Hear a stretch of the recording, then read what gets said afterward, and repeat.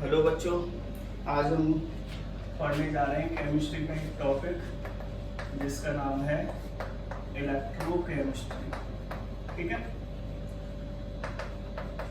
देखिए इस चैप्टर के अंदर बेसिकली हमें करना क्या है, हमको केमिकल एनर्जी को इलेक्ट्रिकल एनर्जी में कन्वर्ट करना है और वापस से फिर इलेक्ट्रिकल एनर्जी को केमिकल एनर्जी में कन्वर्ट करना है। ये दो काम कर लो, ये चैप्टर खत्म। यानी इस चैप्टर में दो ही पार्ट है। पहले पार्ट में केमिकल एनर्जी को इलेक्ट्रिकल एनर्जी में कन्वर्ट करना है, सेकंड हाफ में इलेक्ट्रिकल एनर्जी को केमिकल एनर्जी में कन्वर्ट करना है। ठीक है, तो जब हम केमिकल एनर्जी को इलेक्ट्रिकल एनर्जी में कन्वर्ट करेंगे तो हमें एक सेल की रिक्वायरमेंट होगी, उसको कहेंगे हम इलेक्ट्रोकेमिकल सेल। ठीक है, तो फर्स्ट हाफ में हमें इलेक्ट्रोकेमिकल सेल पढ़ना है, सेकंड हाफ में क्या करना है, इलेक्ट्रिकल एनर्जी को केमिकल एनर्जी में बदलेंगे। तो उसके लिए फिर अगेन एक और सेल की जरूरत पड़ेगी, उसका नाम है इलेक्ट्रोलाइटिक सेल।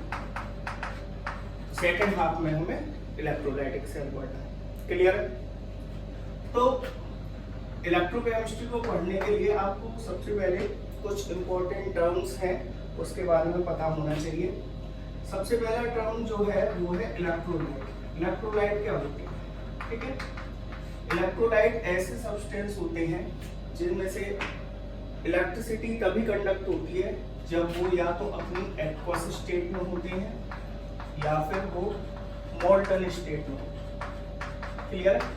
तो ऐसे सभी सब्सटेंस जिनमें से इलेक्ट्रिसिटी कंडक्ट होती है जब वो एक्वस स्टेट या मोल्टन स्टेट में होते हैं, उनको हम इलेक्ट्रोलाइट कहते हैं। यानी कि इलेक्ट्रोलाइट सॉलिड स्टेट में इलेक्ट्रिसिटी को कंडक्ट नहीं कराते। एग्जाम्पल के तौर पर जैसे कि NaCl है, नमक है जिसे हम खाते हैं, अगर ये सॉलिड फॉर्म में होगा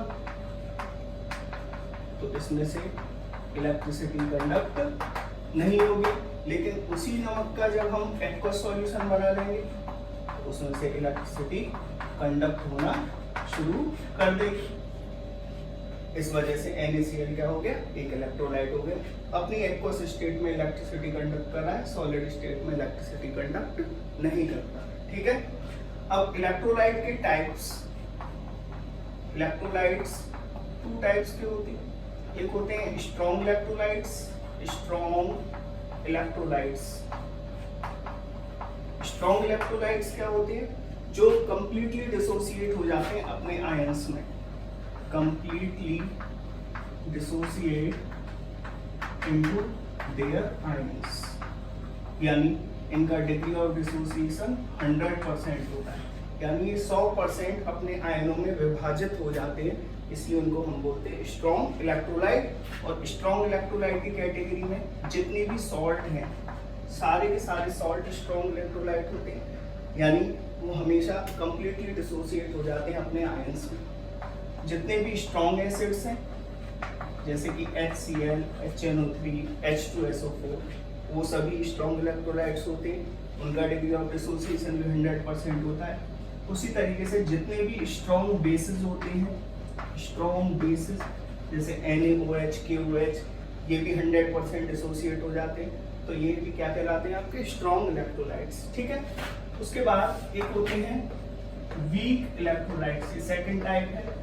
वीक इलेक्ट्रोलाइट्स क्या होते हैं, जिनका degree of dissociation less than 100% होता है, यानी जो 100% अपने आयंस में डिसोसिएट नहीं हो पाते, वो वीक इलेक्ट्रोलाइट कहलाते हैं। जैसे कि इनकी डिग्री ऑफ डिसोसिएशन इस तरीके से होते हैं, अल्फा 40%, यानी अगर 100 ग्राम 100 ग्राम कोई सब्सटेंस है और इसका अल्फा 40% है, तो इसका मतलब 100 ग्राम में से केवल 40 ग्राम डिसोसिएट हो रहा है, बाकी 60 ग्राम अनडिसोसिएटेड।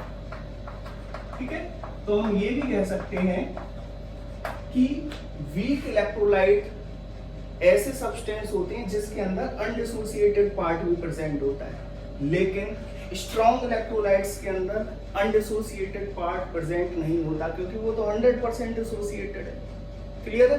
तो वीक इलेक्ट्रोलाइट की कैटेगरी में आ जाते हैं एक तो वीक एसिड्स जैसे कि CH3COOH जिसको एसिटिक एसिड भी कहते हैं, और एक होते हैं हमारे वीक बेस जैसे कि NH4OH। वीक एसिड अभी मैंने आपको बताया था CH3COOH। क्लियर? तो ये दोनों वीक इलेक्ट्रोलाइट्स की कैटेगरी में आते हैं, इनका डिग्री ऑफ डिसोसिएशन 100% से कम होता है। क्लियर है? चलिए आगे बढ़ते हैं। तो एक टर्म तो आपको क्लियर हो गया कि इलेक्ट्रोलाइट्स क्या होते हैं, और इलेक्ट्रोलाइट्स के दो टाइप, स्ट्रॉन्ग इलेक्ट्रोलाइट्स और वीक इलेक्ट्रोलाइट्स ये क्या होते हैं। दूसरा जो इम्पोर्टेंट टर्म है इस चैप्टर का, क्या आपने फिजिक्स में भी पढ़ा होगा, पर ध्यान रहे कि ये जो टर्म हम यूज करेंगे रेजिस्टेंस, फिजिक्स के अंदर तो वायर्स के लिए यूज किया जाता है, लेकिन इलेक्ट्रोकेमिस्ट्री के अंदर जो रेजिस्टेंस मैं पढ़ा रहा हूँ वो सॉल्यूशंस के बारे में पढ़ा रहा हूँ, सॉल्यूशन के रेजिस्टेंस की बात कर रहा हूँ, किसी वायर के रेजिस्टेंस की बात नहीं कर रहा। ठीक है? बाकी कंसेप्ट वही है जो फिजिक्स में है, वही केमिस्ट्री के अंदर, कंसेप्ट चेंज नहीं होता, बस इसे अप्लाई हमें करना है सॉल्यूशंस के लिए, इलेक्ट्रोलाइट्स के लिए यूज करना है रेजिस्टेंस टर्म को। ये तो सब जानते होंगे, resistance is denoted by capital R, और इसकी जो SI यूनिट होती है वो ओम होती है, उसे लेटर इस तरीके से डिनोट करते हैं। क्लियर है? अब देखिए रेजिस्टेंस क्या है। मान के चलिए ये कोई वायर है, ठीक है, और जैसे ही इस वायर के अंदर कोई करंट फ्लो होना शुरू कर देता है, तो ये वायर इस करंट के रास्ते में कुछ बाधाएं उत्पन्न करता है, और उन्हीं बाधाओं को, उन्हीं ऑब्स्ट्रक्शंस को क्या बोला जाता है? रेजिस्टेंस। यानी obstructions produced in the path of electricity by the conductor. किसी भी कंडक्टर के द्वारा इलेक्ट्रिसिटी के रास्ते में जो ऑब्स्ट्रक्शंस, बाधाएं उत्पन्न की जाती हैं कंडक्टर के द्वारा, पाथ ऑफ इलेक्ट्रिसिटी यानी इलेक्ट्रिसिटी के रास्ते में जो बाधाएं उत्पन्न होती हैं, उन्हीं बाधाओं को क्या बोला जाता है? रेजिस्टेंस बोला जाता है। ठीक है? अब देखिए सभी को पता होगा, ओम्स लॉ फिजिक्स के अंदर पढ़ा होगा, ओम्स लॉ के according V is directly proportional to I। V आप पोटेंशियल डिफरेंस भी कह सकते हो या वोल्टेज कह सकते हो, केमिस्ट्री के अंदर इसका ज़्यादा कुछ नहीं है, और I हो गया करंट। ठीक है? प्रोपोर्शनलिटी का साइन हटाएंगे तो हमें कांस्टेंट मिलेगा, दैट इज R। क्लियर है? तो यहाँ से R बराबर हो गया V/I, V वोल्टेज, I हो गया करंट, यानी वोल्टेज और करंट का जो रेशियो होता है वो कांस्टेंट वैल्यू देता है R। ठीक है? R एक कांस्टेंट है और इसको क्या बोलते हैं हम? रेजिस्टेंस। ठीक है? अगर हम VI कैरेक्टरिस्टिक ग्राफ यानी वोल्टेज और करंट के बीच में एक ग्राफ भी ड्रॉ करते हैं, तो वो एक स्ट्रेट लाइन आता है which is passes through the origin। इस लाइन की जो स्लोप होती है वो स्लोप R यानी रेजिस्टेंस को रिप्रेजेंट करती है। क्लियर है?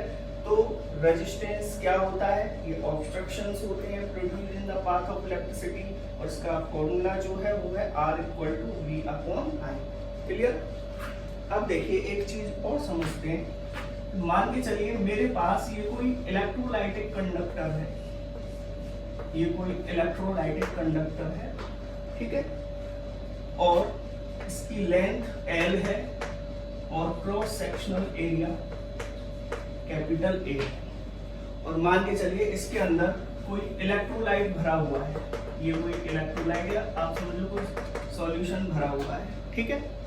इसके दोनों एंड्स पर वायर लगाकर इस वायर को बैटरी के पॉजिटिव टर्मिनल से और इस वायर को बैटरी के नेगेटिव टर्मिनल से करंट फ्लो कराना स्टार्ट कर देते हैं। यानी इस इलेक्ट्रोलाइटिक कंडक्टर को बैटरी से हमने कनेक्ट कर दिया और अब इसमें करंट फ्लो होना शुरू हो गई। अब जैसा कि यहाँ लिखा है, मैंने अभी बताया था, जैसे ही करंट फ्लो होती है तो ऑब्स्ट्रक्शंस प्रोड्यूस होते हैं। ऑब्स्ट्रक्शंस यानी रेजिस्टेंस उत्पन्न होता है। क्लियर? तो जैसे ही यहाँ से करंट फ्लो होना स्टार्ट होगा तो रेजिस्टेंस डेवलप होगा, और वो जो रेजिस्टेंस है वो ये माना जाता है कि directly proportional to length of this conductor and inversely proportional to the cross sectional area. जब हम इन दोनों रिलेशंस को कंबाइन करें तो R is proportional to L upon A आ जाता है। यहाँ से प्रोपोर्शनलिटी का साइन हटाएंगे तो अगेन एक कांस्टेंट आएगा जिसे रो, इसका प्रोनाउंसिएशन क्या होता है, इसका रो, ठीक है। तो एक प्रोपोर्शनलिटी कांस्टेंट आता है रो, लेकिन इस रो का नाम जो होता है वो होता है स्पेसिफिक रेजिस्टेंस, स्पेसिफिक रेजिस्टेंस, या इसको हम रेजिस्टिविटी कहते हैं, स्पेसिफिक रेजिस्टेंस या रेजिस्टिविटी। तो रेजिस्टेंस का एक तो ओम्स लॉ से फॉर्मूला आया था R equal to V upon I, और एक फॉर्मूला ये हो गया R is equal to rho into L upon A। Rho हो गया आपका स्पेसिफिक रेजिस्टेंस या रेजिस्टिविटी, L हो गया लेंथ ऑफ इलेक्ट्रोलाइटिक कंडक्टर, और A क्या हो गया, cross sectional area of the conductor. तो अब यहाँ से हमारा एक नया टर्म और आ गया, वो नया टर्म है स्पेसिफिक रेजिस्टेंस। तो अब हम यही पढ़ेंगे कि स्पेसिफिक रेजिस्टेंस क्या होता है, ठीक है ना। तो हमारा अगला जो नया टर्म है वो है स्पेसिफिक रेजिस्टेंस या रेजिस्टिविटी। अब हमें यही पढ़ना है, ठीक है। तो देखिए स्पेसिफिक रेजिस्टेंस या इसको रेजिस्टिविटी भी कहा जाता है, and it is denoted by rho. इसके बारे में पढ़ते हैं। देखिए मान के चलिए कि मेरे पास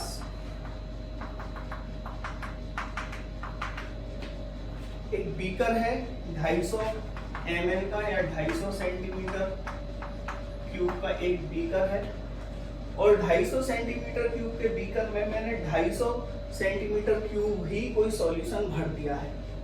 अब मान के चलो कि इस सॉल्यूशन में से मैं 1 सेंटीमीटर क्यूब सॉल्यूशन बाहर निकाल देता हूँ।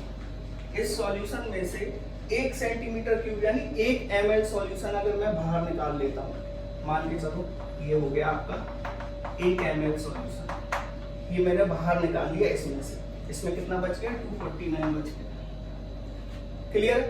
तो अब इसमें से जो आपने 1 सेंटीमीटर क्यूब जो सॉल्यूशन बाहर निकाल लिया है, इसी सॉल्यूशन के रेजिस्टेंस को स्पेसिफिक रेजिस्टेंस कहते हैं। तो यहाँ जो टर्म है स्पेसिफिक रेजिस्टेंस में, ये स्पेसिफिक क्यों आया है, स्पेसिफिक रेजिस्टेंस का मतलब है the resistance of specific volume, और वो स्पेसिफिक वॉल्यूम है दैट इज 1 सेंटीमीटर क्यूब, यानी यूनिट वॉल्यूम के रेजिस्टेंस, यूनिट वॉल्यूम यानी 1 सेंटीमीटर क्यूब वॉल्यूम के रेजिस्टेंस को ही क्या बोला जाता है, स्पेसिफिक रेजिस्टेंस। तो स्पेसिफिक रेजिस्टेंस क्या हो गया, the resistance of specific volume, specific volume, और यहाँ जो स्पेसिफिक वॉल्यूम है that is 1 centimetre cube. The resistance of unit volume of solution, specific volume of solution is called specific resistance, ठीक है। इसी चीज को हम ऐसे भी समझ सकते हैं, फॉर्मूला के थ्रू भी समझ सकते हैं कि R is equal to rho into L upon A, इससे रो बराबर हो गया R into A upon L, if A is equal to 1 centimetre square and L is equal to 1 centimetre, यानी इस फॉर्मूला के अंदर मैं cross sectional area 1 centimetre square रखूं और लेंथ 1 सेंटीमीटर रखूं। अब यहाँ कुछ बच्चे कहते हैं कि सर SI में क्यों नहीं रखा, 1 मीटर क्यों नहीं लिया। पूरी लैब के अंदर 1 मीटर का कोई एपरेटस होता ही नहीं है। 1 मीटर का मतलब समझ रहे हो, 100 सेंटीमीटर। पूरी लैब के अंदर, केमिस्ट्री लैब के अंदर 100 सेंटीमीटर का कोई एपरेटस ही नहीं होता। ये कोई वायर थोड़ी है जो कई कई किलोमीटर लंबे होंगे। हम तो सॉल्यूशंस की बात कर रहे हैं, तो यहाँ हमें लिमिट रखनी पड़ेगी, हमें सेंटीमीटर में ही लेने पड़ेंगे, ये हमारी मजबूरी है। क्लियर? तो अगर इस फॉर्मूला में एरिया 1 सेंटीमीटर स्क्वायर और लेंथ 1 सेंटीमीटर पुट करूं, पुट करके देखिए यहाँ पर A 1 सेंटीमीटर स्क्वायर और L 1 सेंटीमीटर, तो रो किसके बराबर आ गए, R के बराबर। इसका मतलब रो यानी कि specific resistance is equal to resistance of the conductor whose length is 1 centimeter and cross sectional area is 1 centimeter square. दोबारा रिपीट कर रहा हूँ, specific resistance is equal to resistance of the conductor whose length is 1 centimeter and cross sectional area is 1 centimeter square. अब मुझे एक चीज बताइए कि वॉल्यूम का फॉर्मूला होता है लेंथ इनटू एरिया, और लेंथ हमने मानी हुई है 1 सेंटीमीटर और एरिया माना हुआ है 1 सेंटीमीटर स्क्वायर। यानी अगर मेरे पास कोई कंडक्टर है जिसकी लेंथ 1 सेंटीमीटर है और एरिया 1 सेंटीमीटर स्क्वायर है, इसका मतलब उस कंडक्टर का वॉल्यूम कितना हो गया, कितना हो गया, 1 सेंटीमीटर क्यूब ही तो हो गया। वही चीज तो मैंने आपको यहाँ पर सिखाई थी, क्या सिखाया था, 1 सेंटीमीटर क्यूब वॉल्यूम के रेजिस्टेंस को ही क्या बोलते हैं, स्पेसिफिक रेजिस्टेंस। वो देखो फॉर्मूला से भी क्लियर हो रहा है कि 1 सेंटीमीटर क्यूब वॉल्यूम के रेजिस्टेंस को ही क्या बोला जाता है, स्पेसिफिक रेजिस्टेंस या रेजिस्टिविटी। ठीक है, अब रही बात यूनिट, यूनिट क्या है, यूनिट ऑफ रो। तो फॉर्मूला से क्या आ जाएगा, unit of rho is equal to unit of R A upon L. ठीक है, तो यूनिट ऑफ आर क्या हो गया, ohm, into unit of A कितना हो गया, सेंटीमीटर स्क्वायर, और यूनिट ऑफ एल क्या हो गया, सेंटीमीटर, सेंटीमीटर से सेंटीमीटर 1 टाइम कट गया, यहाँ बच गया ओम सेंटीमीटर। ओम सेंटीमीटर क्या है, यूनिट ऑफ रो।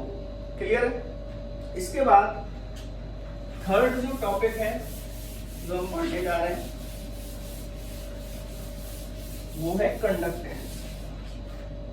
ठीक है, कंडक्टेंस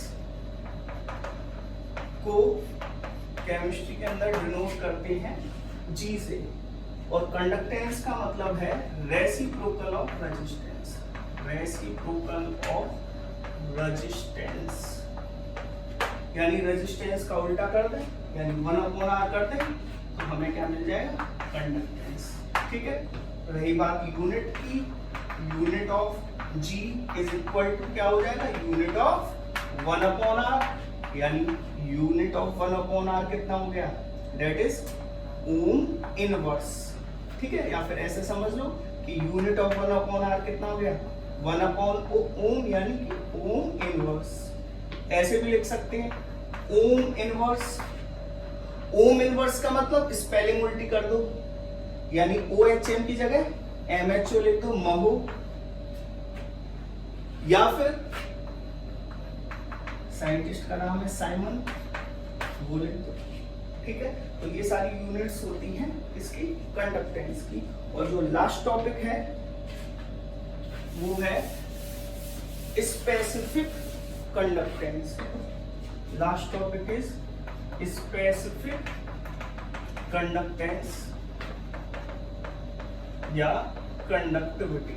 ठीक है, अब देखो फिर दोबारा से आपके सामने ये स्पेसिफिक टर्म आ गया। स्पेसिफिक टर्म आती है आपके दिमाग में, फिर कोई बात नहीं होगी, स्पेसिफिक किस लिए आ रहा है, ये स्पेसिफिक वॉल्यूम के लिए आ रहा है। स्पेसिफिक वॉल्यूम यानी 1 सेंटीमीटर क्यूब। यानी आपके पास कोई ऐसा कंडक्टर है जिसका वॉल्यूम 1 सेंटीमीटर क्यूब है, उसके कंडक्टेंस को ही हम क्या कहते हैं, स्पेसिफिक कंडक्टेंस, या इसका दूसरा नाम क्या होता है, conductivity. It is denoted bye के। एक्चुअल में के नहीं, ये इसको कप्पा बोला जाता है।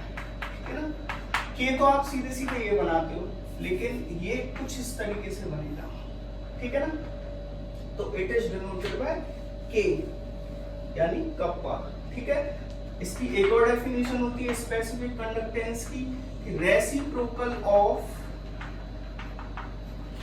Specific resistance. स्पेसिफिक रेजिस्टेंस का उल्टा कर दें, स्पेसिफिक रेजिस्टेंस का उल्टा कर दो भाई। स्पेसिफिक रेजिस्टेंस का हमने उल्टा कर दिया, ये क्या हो गया, kappa, that is specific conductance. अब आपको पता है कि रो बराबर के, देखो शुरू से देख लो, R is equal to rho into L upon A. इससे रो कितना आ जाएगा, रो आ जाएगा R into A upon L. अब रो की ये जो वैल्यू है वो उसे उठाकर आप यहां रख दो। ठीक है, तो K इज इक्वल टू 1/रो, और रो की जगह आप क्या वैल्यू पुट करोगे, r into A upon L, रख दिया हमने r into A upon L. इसको हम और कैसे लिख सकते हैं, 1 upon r into L upon A. 1 upon r क्या होता है, g, अभी बताया था कंडक्टेंस होता है, तो g इंटू एल अपॉन ए। ठीक है, और अब रही बात इसकी यूनिट की, जो कि लास्ट चीज है जो पढ़ा रहा हूं, यूनिट इसकी हो गई, जी की यूनिट क्या हो गई साइमन, और एल अपॉन ए की यूनिट सेंटीमीटर इनवर्स, ये इसकी यूनिट हो गई। Thank you.